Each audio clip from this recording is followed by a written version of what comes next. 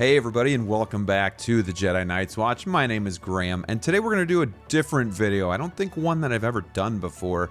And this is going to be my top 5 least favorite figures in my collection.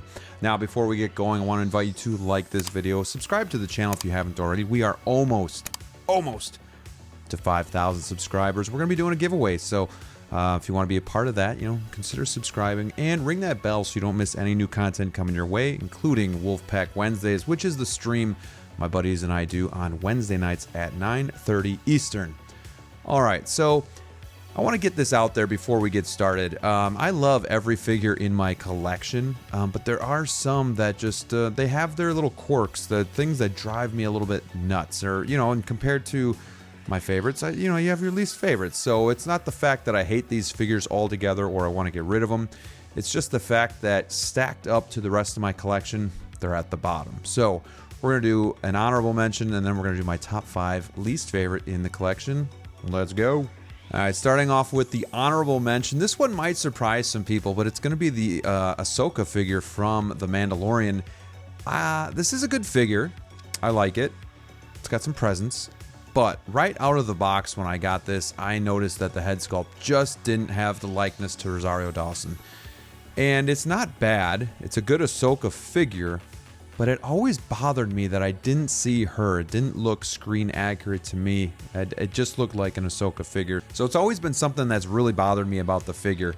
And then when Hot Toys announced the new Ahsoka the White, that one does look a lot better and updated, so it just puts the figure that much more kind of like in the realm of not a good likeness to Rosario Dawson. So the other part too is the body. I like the body a lot. It's the new technology of the body. It's very heavy. It's very it's got the silicone body, but there've been a lot of problems with the elbows. Now, I haven't personally had an issue, but I don't pose this figure a lot because I just don't care to have an issue either. So I like this figure a lot, but at the same time, I'm really looking forward to getting that new Ahsoka.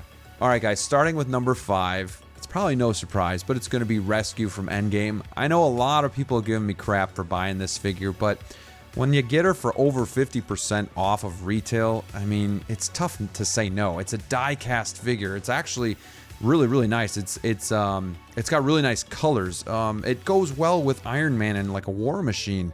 You have the Gwyneth Paltrow, the head sculpt under that. So too, it's actually, when you're looking at it as just a figure, it's actually a really good figure. The fact, what I'm looking at here is that the character doesn't really have much weight for me. We see Pepper Potts for, a couple minutes at the end of Endgame in the suit, but I never really understood, they didn't really show, unless I missed it, how she got the suit and how this came to be, that she became Rescue. I kind of missed that. So it's kind of like, for me, like a Captain Marvel, but even less value of the character because it's just for a moment of time. So there's other Marvel figures that I'd rather have, but at the same time, I got such a good deal, and it is a really good figure. But for the fact of the character value, the weight value, that's just not there. It would be, I guess, down towards the bottom of my top 5 least favorite figures. Coming in at number 4, we have a tag team. We have 2 figures that are kind of bundled into one because they go together like peanut butter and jelly. We have Batman and Robin from Batman Forever. Really good figures, aesthetically. They look great. They look accurate to the movie. What leads me to have these at the bottom of my favorite characters, or they're at the top of my least favorite characters, is the fact that the suits are rubber. They're thick rubber. Very hard to pose. I did a review on Robin, and right out of the gates, the elbow paint started peeling just from doing the hands on the hips pose. So there's really not much you can do. And if you do put them into a pose, because they are ratcheted, the rubber really folds, and it just looks unnatural and not very good. So it's really going to be strictly museum poses, strictly up and down poses with these 2. Again, they look great. But that's a big problem I have with it. The other problem I have is Batman Forever is not one of my favorite movies out there. It is better than Batman and Robin, but it is towards the bottom of my movie list for Batman. But I love Batman. I love Robin. And Robin was a gift from Brick Artemis for helping him move, and that's very special to me. And that's why I love having him in the collection, because it means more to me. And it is Batman and Robin. I love Batman so much that I would love to have that those figures in the collection anyway. But the fact that I don't like the movie as much, and these figures really aren't posable, leads them to be in this list. Coming in at number 3 is going to be the Armorer from The Mandalorian, and this is my second go with the Armorer, and I'm okay having her in the collection, but what I noticed with her is she's very much hidden in the shelves. She doesn't stand out. There's nothing about her, to me personally, that stands out, that sets her apart from the other figures, whether it be the character that we thought we'd learn more about in Season 3 and we just never did, to just the color scheme. It's just very dull. Like, it'd be cool if that helmet was like a chrome color, chrome gold, but it's just not. It doesn't stand out. The figure is a little bit on the cheaper side. You know, you can see the screws at the bottom of the feet. It's got single jointed elbows. It's just not a lot there, but it's a good figure. I like having her representation as part of my Mandalorian figures, but it just doesn't do much for me. It doesn't excite me like some of my other figures do, and for that reason, she's number 3. All right, number 2 and number 1 here I'm passionate about. The other ones are like, you know, I like them and they're just kind of blah, but these two here, these next two I'm passionate about. So number 2 is going to be Doc Brown from Back to the Future Part 1. This figure was such a letdown because I was so looking forward to this. I had Marty, I was getting Doc Brown, I was waiting for the DeLorean to come out, getting all 3 and putting them together. But Doc Brown, when we got him, we knew the head sculpt was reused. Okay, we knew that.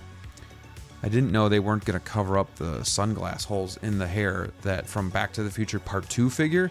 Just a super lazy release. You know, there are things I really like about it, like the tool pouch, like with all of the tools that you can just kind of, you know, put in and whatnot. There's a lot of detail in the outfit, but he's hard to pose. The head sculpt is not accurate to Back to the Future 1. The expression, it kind of bothers me because it's so limited on what you can do with the figure. I've literally tried to put this guy into some other poses, but I can't because he just looks awkward with the facial expression. This is one that I almost think would have been better if it was more of a natural pose or a neutral pose. Not 100% neutral, but maybe just not mouth wide open. It's just tough to do a bunch of different variants of poses with that. So the fact that it's kind of a lazy release by Hot Toys, it was just a letdown coming home that I had so much anticipation for it. So do have a head sculpt on order with 1/6 kit to hopefully get that soon, and hopefully it looks better, but we'll see. And number 1, my least favorite figure in the collection, it's going to be Edward Scissorhands from Art Figures. This figure was another one that really impressed me looking at the prototype photos, and it impresses me looking at it on my shelf. What's the pain in the ass is that I had to put the belts on the figure, which was not easy, and then putting the scissors blades in the hand pegs. They don't fit. I actually had to like sand one down just to fit it in. There's no direction on where they go. You touch the figure at you touch the figure at all, and they fall out or they fall off. It's nerve-wracking. It's hard to pose him because you don't want to bump him or touch him because, you know, blades are going to fall off. And it took me forever to get this in. You can see my review, and you know I'll be bitching about it, but this was just, again another one that looks good aesthetically, but it's very hard to pose at all. And again, I've just moved other figures and bumped them, and then the blade falls off, or, you know, I kind of wrecked the belt a little bit. It was just really hard to get it all the way on. There's too much putting it together that it should have just come together, you know, in the box. So very delicate pieces as well. The plastic on the blades is very thin. So if I'm not touching him, I'm just looking at him, he's a great figure, but I have so much scar tissue from putting that guy together and bumping him and knocking scissors off and whatnot that he's my least favorite figure in the collection. Don't have any plans to get rid of any of these, but they are just the lowest on the totem pole. So those are my list of my top 5 least favorite figures in the collection. What are some figures that you own, but you're just like, damn, that figure annoys me, or it just pisses me off, or it's my least favorite? I'd like to hear from you guys in the comments below. Thank you so much for watching. Till next time, stay safe out there, and we'll see you soon.